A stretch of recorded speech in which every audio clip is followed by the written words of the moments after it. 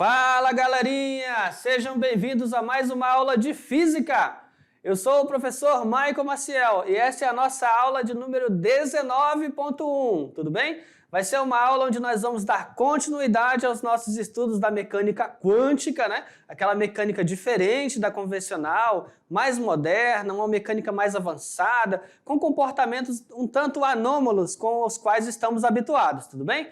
Dando sequência aqui, pessoal, na aula de hoje, olha só, essa aula de hoje ela é uma aula que tem um pré-requisito, tá? Então, assim, você deve ter assistido o vídeo, né? O que é a nanotecnologia, de 3 minutos e 15, ok? E assistiu esse vídeo? Ok, é um pré-requisito dessa aula. Na aula de hoje, pessoal, manda na tela o nosso conteúdo. Iremos falar sobre a dualidade onda-partícula. Aí você fala, o quê? Que negócio é esse, professor? Dualidade? Eu vou te explicar. Aí, do que é feita a luz e os seus mistérios, olha os mistérios da luz. Princípios da incerteza, professor, não tenho certeza, ó.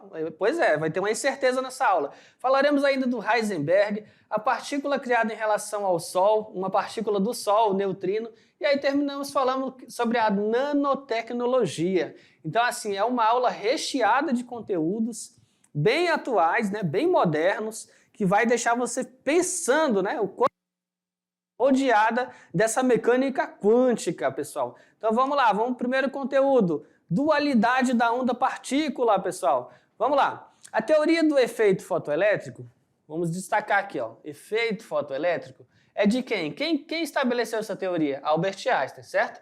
É uma forte evidência a favor da ideia particular da luz, né? Particular da luz ou dos fótons. Esse fenômeno nos mostra que a luz, né, de frequência F, quando interage com a matéria, o faz como se fosse constituída de partículas com energia O, E igual a HF, sendo que esse E é energia, o H é a constante de Planck e o F é a sua frequência. Entretanto, a difração e a interferência só podem ser explicados considerando a luz como uma onda. Aí você fala, agora ficou bom, né, professor?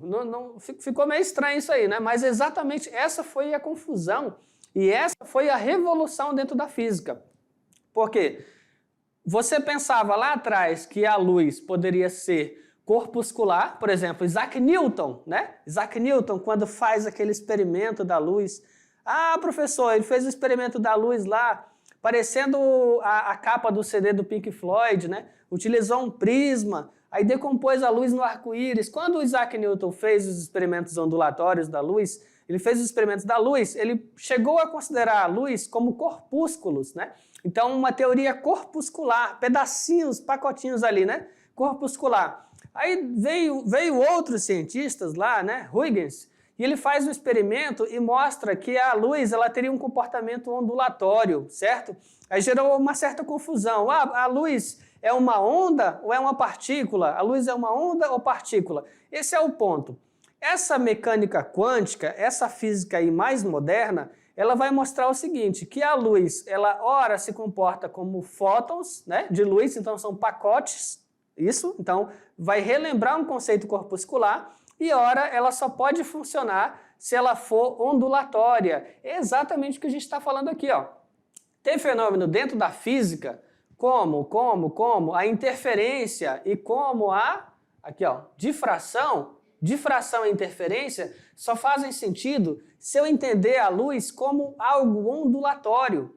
Mas um comportamento como o efeito fotoelétrico, né, um pacote de onda, fótons, só fazem sentido se eu olhar ela sobre um olhar de que ela é o quê? Corpuscular, partícula. E aí o que nos levanta a grande pergunta da aula. A luz, enfim, é onda ou é partícula? Vamos responder juntos isso aí, pessoal. Manda na tela. Afinal, a luz é onda ou partícula? Foi a pergunta que eu acabei de fazer. Se, por um lado, somente o modelo de fótons explica adequadamente o efeito fotoelétrico, por outro lado, o modelo ondulatório é o único aqui que vai explicar a difração e a interferência. Então, esse experimento aqui, ó, que está aí, manda aqui, vamos pensar junto aqui, ó. Aí você fala, então, professor, são necessárias duas físicas, né? Vamos virar a mão aqui. Isso. São necessárias duas físicas, ó. A física que vai explicar esse fenômeno aqui, ó, veio uma radiação eletromagnética, uma onda luminosa, radiação eletromagnética.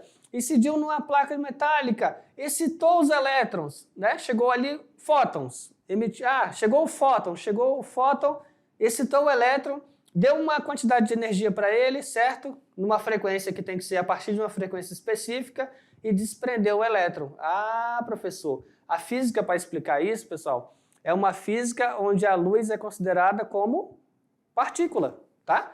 Então, são partículas aqui, ó, os fótons, os quantas de luz, né? Quantum e quanta de luz. Agora, a física para poder explicar isso aqui tem que ser uma física ondulatória, tá? Tem que ser uma física ondulatória. A física que explica isso vai considerar a luz como um tipo de natureza. E a física que explica isso vai considerar a luz como sendo outro tipo de natureza. Em outras palavras, no experimento que está aqui, pessoal, o ondulatório, deixa eu vir mais para cá. Opa, aqui. Deixa eu vir mais para cá. Esse experimento aqui, né, da interferência, vai dizer o seguinte. Você tem uma emissão luminosa, ok? Essa emissão luminosa vai chegar, vai passar por um anteparo.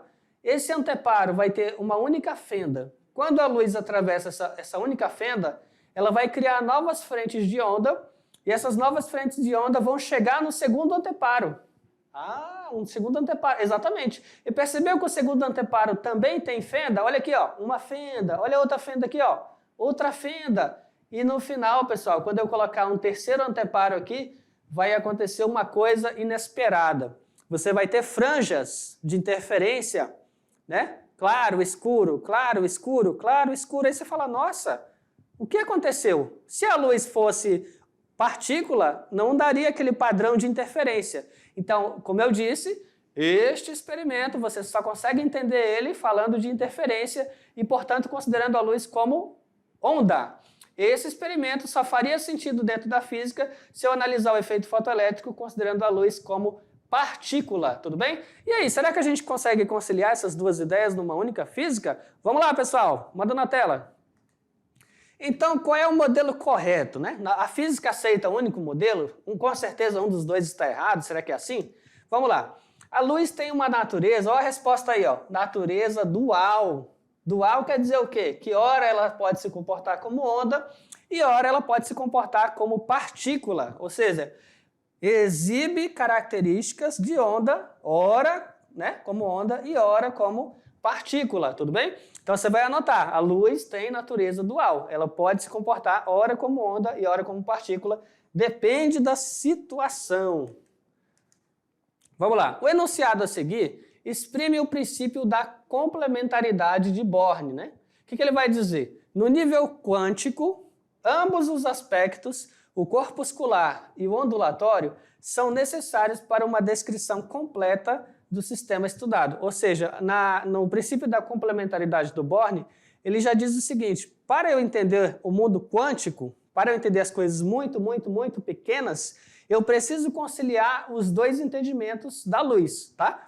Uma única versão dela não é capaz de explicar tudo. Então eles vão ter que, a partir desse princípio, né, Niels Bohr, ele vai dizer o seguinte, eu preciso que a luz se comporte de um jeito ou de outro, porque para cada circunstância, cada situação, eu vou precisar daquela natureza dela para a explicação do fenômeno. Vamos lá, pessoal, tome nota. Entretanto, apenas um desses aspectos é revelado numa experiência isolada, tá? Então, essa parte aqui é importante, não quer dizer que virou bagunça, ela é onda, é partícula, ela fica mudando de uma para outra, não. Quando você faz uma única experiência isolada, né, um desses aspectos vai ser revelado, né? Ora onda, ora partícula, não fica oscilando assim, não. O tipo de experiência realizada que determina qual é o aspecto que vai prevalecer. Então, por exemplo, no efeito fotoelétrico, eu obviamente vou destacar o quê? O comportamento corpuscular. No experimento da interferência de Jung, é claro que eu vou destacar o aspecto ondulatório. Um feixe de luz vindo de um canhão laser, propagando-se no laboratório, deve ser considerado onda ou um feixe de partículas? Aí você faz essa pergunta e aí, nesse caso, ela é onda ou é partícula? Olha só, essa pergunta só tem a resposta se, de alguma forma, interagirmos com o feixe. Então, a pergunta acaba ficando vaga, porque para eu saber se a luz é onda ou partícula, eu preciso saber como que ela vai ser medida. Qual vai ser o nosso procedimento de aferição, de medida da onda. A forma com que a gente interage com ela é que vai decidir se a gente vai analisar ela num aspecto corpuscular ou num aspecto mais ondulatório. Tudo bem, pessoal? Então, a mecânica quântica, eu não sei se você já está se acostumando, diferente da mecânica clássica, da física clássica, ela não é uma coisa assim determinista. Tem muito do depende, tem as circunstâncias, atenuantes, tudo bem? Vamos lá, pessoal.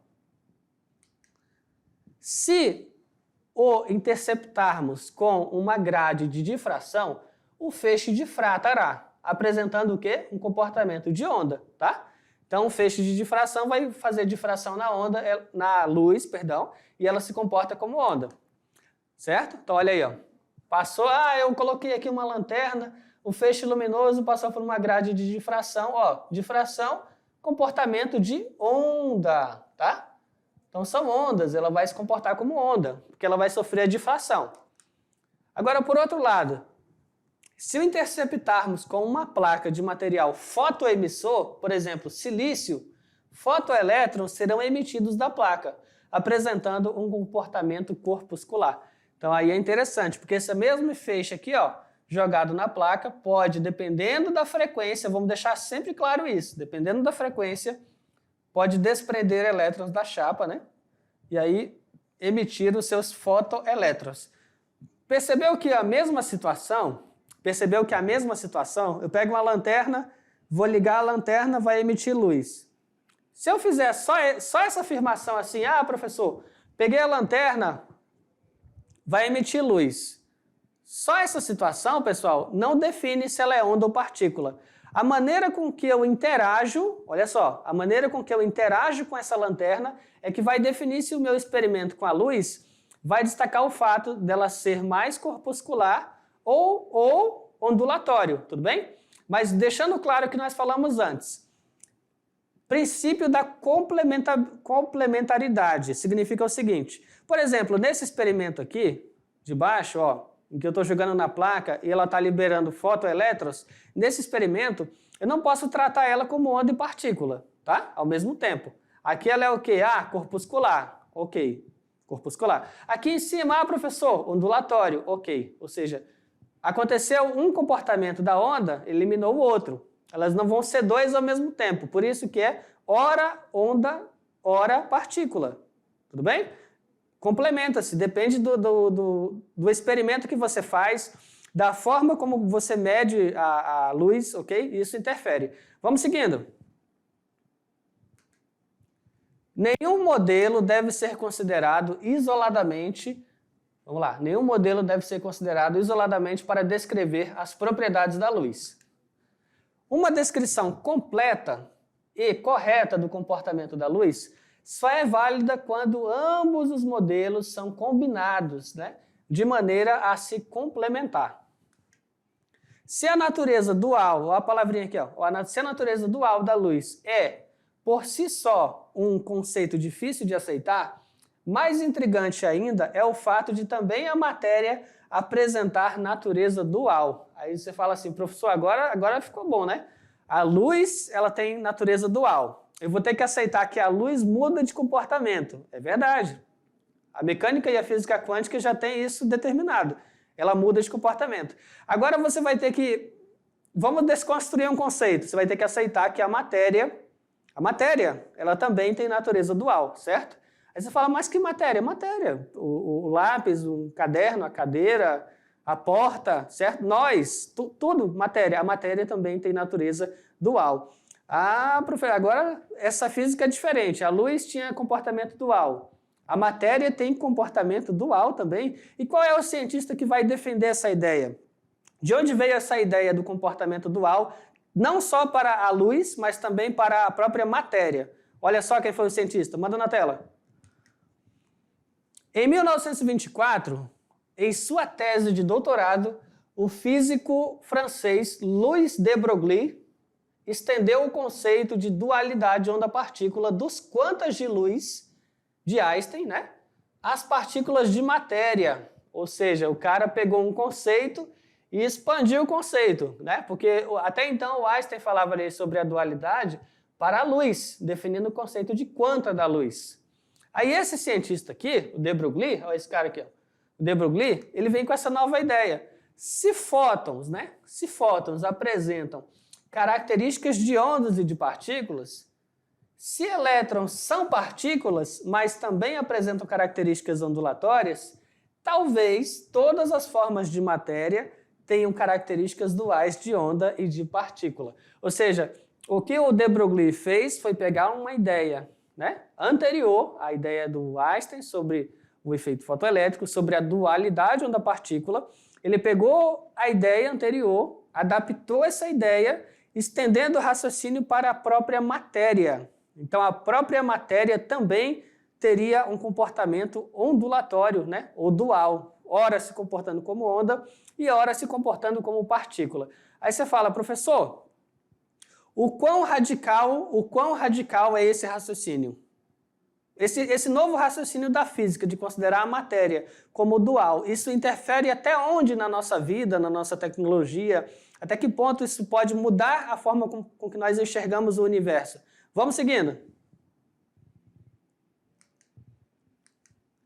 Partindo dessa ideia, de Broglie sugeriu que partículas materiais também apresentariam propriedades ondulatórias e, consequentemente, um comportamento de onda característico, determinado comprimento de onda de de Broglie. Então, se ele fala assim, admitindo que a matéria também se comporta como onda, e já que ela é uma onda, a matéria se comporta como onda, ok. Se ela é uma onda, ela deve ter, a distância de duas cristas era o quê? Era um comprimento de onda. Então, ele está falando que essa matéria, ela vai ter um comprimento de onda, certo? Então, qualquer matéria, uma partida de bilhar, um taco, uma cadeira, qualquer matéria também se comportaria como onda, e essa onda teria um comprimento característico que ele chamou de comprimento de onda de de Broglie, tá? Aqui representado por essa letrinha aqui, ó, lambda, tá? Letrinha grega. Associada a partícula, sendo dada por, vamos limpar aqui, sendo dada por, olha aí a equação. Você vai ter o seguinte, pessoal, ó. Olha aí a equação. Vamos trazer aqui para explicar ela. Aqui, ó. Olha a equação. Você vai ter assim, ó. Comprimento de onda, né, de de Broglie, comprimento de onda de de Broglie vai ser a sua constante de Planck dividida pelo seu momento, tá? Aí esse momento vai ser o quê, professor? Esse momento vai ser a multiplicação da massa da partícula pela sua velocidade, tudo bem? Então eu posso escrever o comprimento de onda de de Broglie dessa forma aqui, dividindo a constante de Planck pela quantidade de movimento, ou eu posso escrever o comprimento de de Broglie com essa segunda equação, que vai ser o quê? A constante de Planck dividido pela massa multiplicado pela velocidade, ok, pessoal? Manda na tela. Manda na tela. Olha só, aí temos a representação, certo? Dessa representação, funções de onda do elétron em um átomo de hidrogênio em diferentes níveis de energia. A mecânica quântica não, aqui ó, o destaque, não pode prever a localização exata de uma partícula no espaço, apenas a probabilidade de encontrá-la em locais diferentes. As áreas mais brilhantes representam a maior probabilidade de encontrar um elétron. Então vamos parar para pensar, porque isso é uma revolução no nosso pensamento e na forma com que nós entendemos física. Eu tenho aqui, pessoal, esses orbitais, essas regiões aqui, ó, mais intensas, né, mais brilhantes. E o que isso aí significa? Pensa o seguinte, na física clássica, né, na mecânica clássica, você consegue descrever com equações para localizar a posição da partícula, para localizar a sua velocidade, a sua aceleração. E a esse tipo de física, a esse tipo de mecânica, ela tem um aspecto mais determinística. Olha a palavrinha, determinística. Uma física determinística vai ser aquela física que é capaz de dizer para você o seguinte, se eu chuto uma bola com uma velocidade conhecida, né, com condições conhecidas, com ângulo conhecido, com uma energia conhecida, com a física básica, eu conseguiria te falar assim, ó, a partir de tantos segundos essa bola vai estar ali, ó, naquela posição, naquela altura, com aquela velocidade, certo? Isso é o que a mecânica clássica vai dizer para você. Na mecânica quântica, pessoal, isso não vai acontecer. Por quê? Mesmo que eu conheça ali a energia do elétron, o máximo que a mecânica quântica vai me permitir descobrir é a probabilidade. Então não vai ser mais uma física determinística, de determinar com certeza onde ele está localizado. No máximo ele vai me dizer que aquele elétron pode estar nessa região, por exemplo aqui, que ele tem maior probabilidade de ser encontrado nessa região. Ou seja, temos uma mecânica probabilística em contraposição a uma mecânica determinística. Vamos lá, pessoal, tome nota! Aí você tem o quê? Instrumentos de observação, que é agora um novo tipo de microscópio, que é o quê? Eletrônico.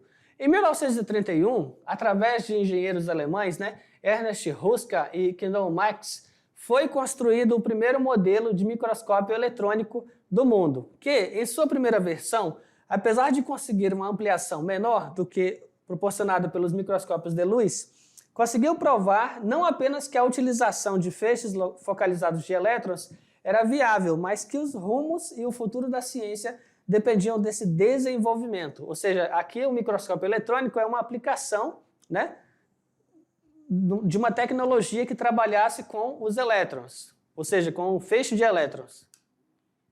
Todos os modelos de microscópio eletrônico que se sucederam e são amplamente utilizados atualmente derivam diretamente desse modelo inicial de 1931, criados por Marx e por Ruska, sendo eles o microscópio eletrônico de transmissão. Vamos lá, o microscópio eletrônico de transmissão são capazes de produzir imagens por meio de gravações de feixe de elétrons, após esse ter passado por uma fina fatia da amostra, sendo capazes de produzir as maiores ampliações entre todos os modelos de microscópio eletrônico. Aí temos aqui uma imagem, uma representação deste tipo de microscópio. Olha como ele é grande, pessoal. Ele vai estar realmente aplicado a uma tecnologia mais avançada. Aí você tem, além desse microscópio, você tem esse outro tipo, microscópio eletrônico de varredura. Seu funcionamento se dá de forma contrária ao microscópio eletrônico de transmissão, uma vez que os microscópios eletrônicos de varredura produzem imagens por meio de coleta de elétrons secundários ou inelasticamente espalhados que saltam para fora da superfície da amostra. Aí temos aqui a representação, uma foto do microscópio de varredura, eletrônico de varredura. Assim, os dados eletrônicos são digitalizados com o intuito de produzir imagens da superfície de considerável profundidade de campo.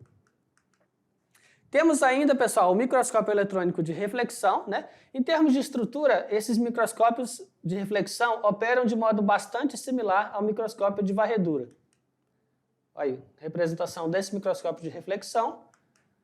E temos ainda o microscópio eletrônico de transmissão e varredura, que é uma combinação dos dois. São muito adequados para técnicas de mapeamento de análise, como, por exemplo, microscopia de campo escuro, anular, espectroscopia de perda e energia eletrônica. Ok? Olha aí a foto desse microscópio eletrônico de transmissão e varredura. Então, pessoal, agora ficou bom. Vamos lá. Na física, quântica e na mecânica quântica, como eu disse para você, existe aquele grau de incerteza das medidas, ok? E mesmo que eu tivesse aí o melhor microscópio possível, o mais avançado possível, ainda assim eu não conseguiria saber qual é a posição da partícula. E mesmo que eu tivesse um alto grau de precisão para saber a posição dessa partícula, eu teria um grau de incerteza em outra grandeza vinculada a ela. Poderia ser o seu momento, ou seja, a sua massa pela sua velocidade, ou ainda teria uma incerteza na sua velocidade. Em outras palavras, o princípio da incerteza, nós vamos falar agora, ele vai dizer o seguinte: se eu faço uma medida muito, muito precisa ou com o mínimo, uma margem de incerteza menor possível, isso vai me criar uma incerteza em outra grandeza conjugada, certo? Ou seja, se eu descobrir com muita precisão onde ela está, eu não vou saber com exata precisão qual a sua velocidade. Mas se eu souber com exata precisão ou com uma precisão excelente a sua velocidade, eu não vou conseguir descobrir com precisão a sua posição. Logo, o princípio da incerteza vai dizer o quê? Manda na tela. Opa! Princípio da incerteza. Termo utilizado para designar o estado do elétron. O nome é adequado, uma vez que olha aqui, ó, é impossível saber a posição exata que o elétron ocupa na eletrosfera de um átomo. Esse princípio foi criado por Ernie Heisenberg, né, em 1927, e transformou-se num enunciado da mecânica quântica, ok, pessoal? A mecânica quântica surgiu da necessidade de explicar melhor a estrutura atômica, né, lá por volta de 1900, já que as teorias existentes tornavam-se um tanto quanto ultrapassadas, ok? Então, esse detalhe aí, ó, o Heisenberg, ele vai sim criar aquela física que considera os orbitais. Eu mostrei uma imagem agora há pouco que mostrava os orbitais, né, quânticos, e aqueles orbitais mostravam o quê? Regiões de maior ou de menor probabilidade.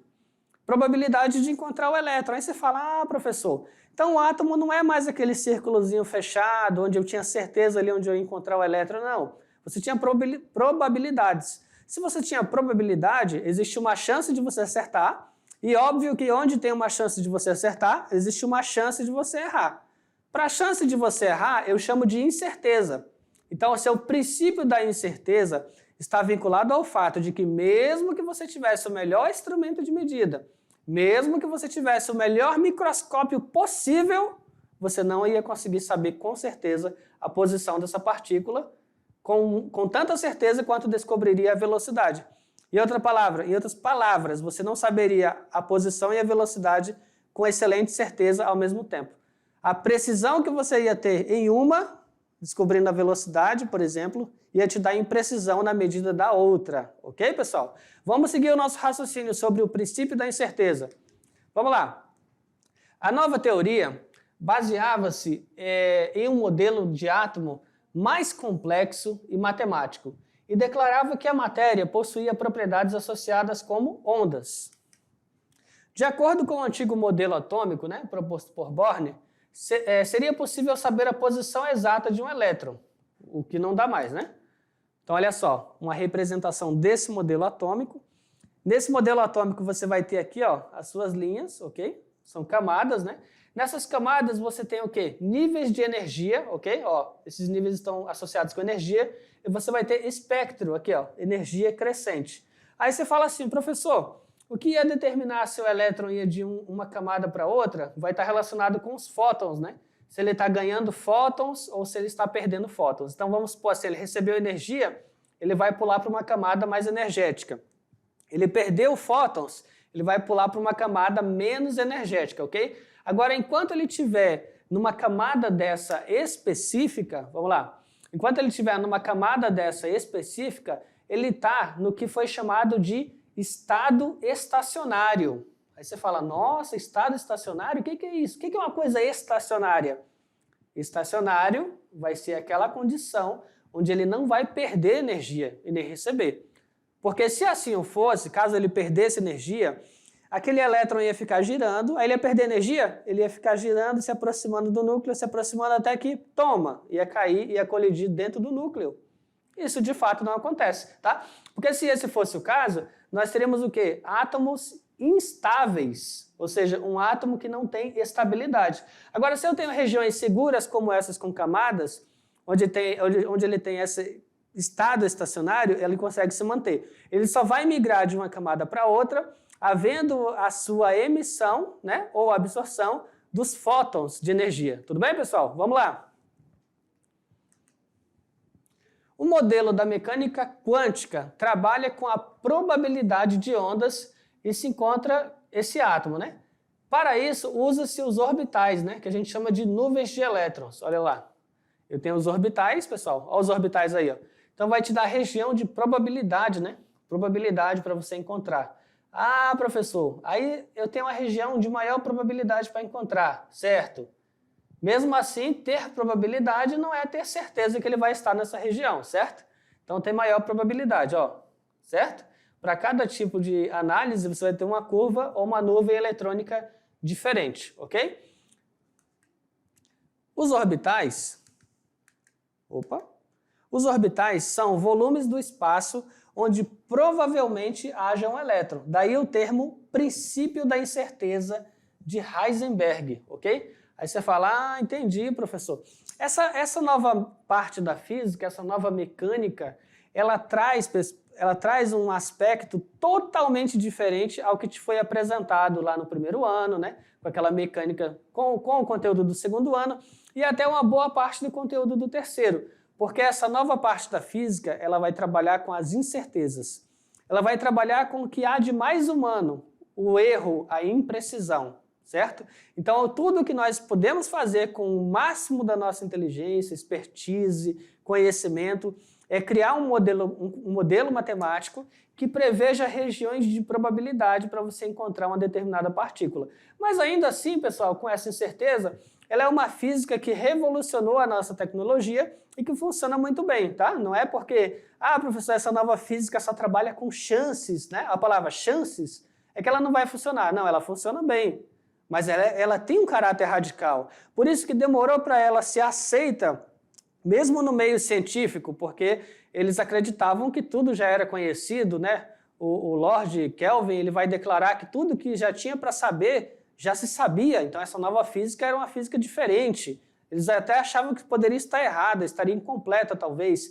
Albert Einstein declara que a mecânica quântica ela é uma física incompleta. Ele acreditava que ela poderia ser completada, que ela não funcionaria, ou que ela poderia atender temporariamente o nosso conhecimento. O que se mostrou incorreto, porque até hoje a mecânica quântica é o que temos de mais moderno e é o que tem revolucionado a nossa tecnologia, pessoal. Vamos nessa!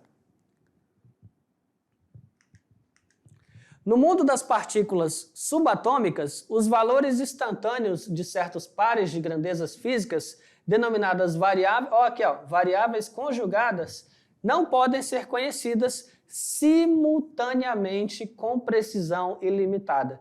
Então vamos lá, tem termos aqui que a gente tem que esclarecer, tá? Quando eu estou falando que são variáveis conjugadas, elas estão juntas, tá? Eu vou medir uma e aquela medida que eu fiz vai estar atrelada a outra medida, tá? Variável conjugada. E aí no princípio da incerteza, as variáveis conjugadas é o quê? É a posição da partícula e a velocidade da partícula. Posição e velocidade.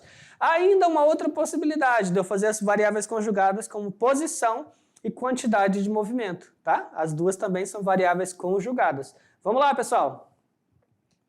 Então aqui, ó, as variáveis conjugadas para você anotar.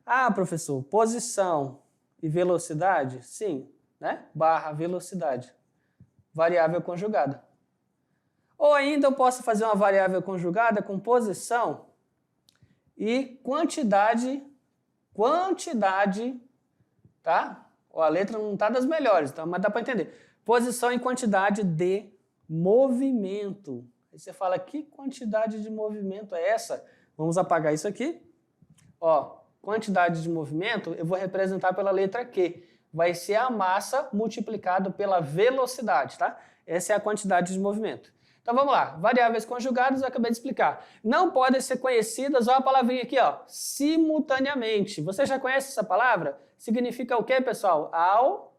Ao mesmo tempo, tá? Então, variáveis medidas simultaneamente significa ao mesmo tempo. Você está medindo uma ao mesmo tempo da outra. Então, ao mesmo tempo. Então, não podemos fazer essas medidas com precisão ilimitada. Então, aqui nesse novo tipo de física, não temos aquela precisão que estamos acostumados com os demais conteúdos da física. Heisenberg demonstrou que as variáveis conjugadas eram a posição e a velocidade linear, né, de uma partícula de massa m, tem seus valores estimados em dado instante, com incertezas mínimas. Então você vai ter uma variação em x, que é a incerteza da posição, e uma variação em v, que é a incerteza da velocidade, ok? Obedecem à seguinte relação. Aí, ó, que vem aqui comigo, pessoal, que equação é essa aí? Olha a relação matemática aqui, ó. Δx multiplica ΔV vai ser aproximadamente H sobre 2m. Vamos traduzir isso aqui. O Heisenberg, quando ele postou aqui, quando ele mandou essa equação, sabe o que ele estava falando? Ele está dizendo assim, ó, a incerteza da posição, né, multiplicado pela incerteza da velocidade, vai ser aproximadamente a constante de Planck dividido pelo dobro da massa. Você fala, nossa, o cara conseguiu modelar o princípio da incerteza com uma equação, tudo bem? Manda na tela. Aí, ó. Tá? Então, você anota essa equação aqui, ó. Tome nota, ok? Incerteza da posição, incerteza da velocidade vai ser a constante de Planck dividido pelo dobro da própria massa, tudo bem? Olha aí. Então, assim, partícula criada em reação nuclear no Sol, neutrino. Quem são os neutrinos? Neutrinos são partículas neutras, ó o nome, ou seja, sem carga elétrica, né? Então é neutrino, lembra o quê? Uma coisa neutra, sem carga elétrica. Extremamente pequeno e com massa, tem massa, mas é tão insignificante que após a sua descoberta acreditou-se que não possuía massa, tá? Então quando eles começaram a falar de neutrino, né? Quando era novidade, uma coisa ali que ninguém sabia, eles pensavam que o neutrino não tinha massa. Depois viram que tinha massa, mas que era muito pequena, insignificante. Então, olha aí, ó, uma reprodução, né? Fusão nuclear da cadeia próton-próton. Então, vamos supor que eu vou fazer uma fusão do próton com um próton. Essa fusão ela vai liberar um pósitron, vai unir aqui um próton com um nêutron e vai liberar um neutrino, ok? E aí, por que é uma fusão nuclear cadeia? Porque esse resultado dessa fusão, com o novo próton, vai repetir o processo, só que aqui liberando o quê? Uma radiação gama. E esse processo vai acontecer novamente, por isso que você tem uma reação em cadeia, ok? Então o neutrino ele vai surgir dessa relação aqui, ó, quando eu faço uma reação com próton-próton inicialmente, e no meio do caminho eu consigo transformar em um átomo estável, né, que é o hélio, tudo bem? Devido a essas características, os neutrinos dificilmente interagem com a matéria. Isso os torna muito difícil de detectar. Então, assim, existe pesquisa científica para tentar fazer a medição do neutrino, né? Eles vão para os polos da Terra e tentam fazer o decaimento do neutrino, a medida do decaimento do neutrino. Os neutrinos foram previstos por quem? Wolfgang Pauli, pois a energia liberada em certas reações era menor do que a da teoria mostrava. Então, assim, eles percebiam que a energia inicial e final não estava batendo. Então, mas está tendo perda de energia? Não, deve ter alguma outra coisa envolvida. E ele previu, então, que a partir disso seria o neutrino. Deveria, então, haver uma partícula neutra com a energia que faltava sendo liberada durante essas reações. Então, olha aí. Né? Um detector de neutrinos, uma representação dele, ok? Em 1956, os neutrinos foram finalmente detectados por quem? Frederick Haynes, 1956. Frederick Haynes e Clyde Cowan Jr., tá? Emitidos em um reator nuclear.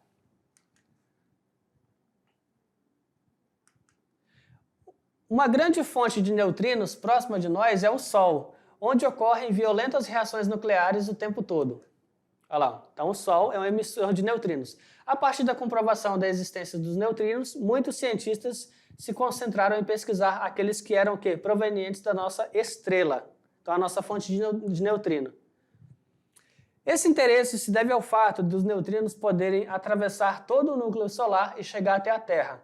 Dessa forma, o estudo dos neutrinos solares poderia revelar informações no interior do Sol. Então, detectar, medir e estudar os neutrinos que chegam aqui seria a nossa forma de poder estudar a nossa estrela mais próxima, que é o Sol. Esse tipo de pesquisa revelou coisas interessantes sobre os próprios neutrinos. Ao longo da viagem até a Terra, eles oscilam entre os três tipos, né? O neutrino do elétron, o neutrino do muon e o neutrino do tau. Como consequência, se essas oscilações fossem verdadeiras, o neutrino possuiria massa. Então foi uma dedução, né, a partir das oscilações desse neutrino, né, as transformações de um tipo em outro. E ainda, sobre a nanotecnologia, vamos lá. Na verdade, um nanômetro é uma medida como outra qualquer. Assim como você já deve conhecer o centímetro, o metro, o quilômetro, agora está na hora de apresentá-lo o nanômetro. Explicar com palavras o que é um nanômetro é simples. Basta dizer que ele equivale a 1 bilionésimo do metro. Mas isso não explica realmente o que é o nanômetro.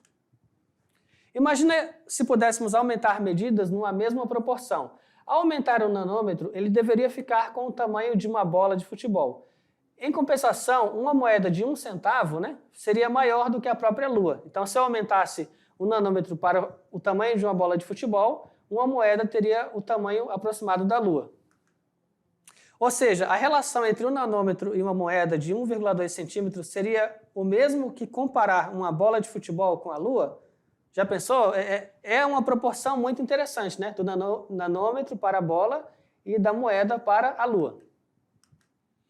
A nanotecnologia e seu universo microscópico oferecem possibilidades gigantescas para a ciência e a indústria contemporânea. Então, olha aqui, ó, dentro dos chips, né, microprocessadores, há um trabalho e aplicação da nanotecnologia, né, microprocessadores mais rápidos. A nanotecnologia modifica a estrutura molecular dos materiais para criar objetos inteligentes. E aí, pessoal, a nanotecnologia vai ter vantagens, né? Energias renováveis, amplia os limites da eletrônica e a medicina se torna mais eficaz. Pode apresentar alguma desvantagem, né? Pode ameaçar o meio ambiente, dependendo da aplicação, causar impacto no mercado de trabalho e ter o quê? Comprometer a segurança. Então, evidentemente, essa tecnologia não foi criada somente para ajudar a informática, mas para revolucionar de maneira geral qualquer área que fosse necessário. Tudo bem, pessoal? Então, olha só. Essa foi a nossa aula de hoje, né, sobre mecânica quântica. Falamos no final aí sobre a nanotecnologia, pessoal. Espero que tenham gostado e até a próxima aula, pessoal. Tchau, tchau.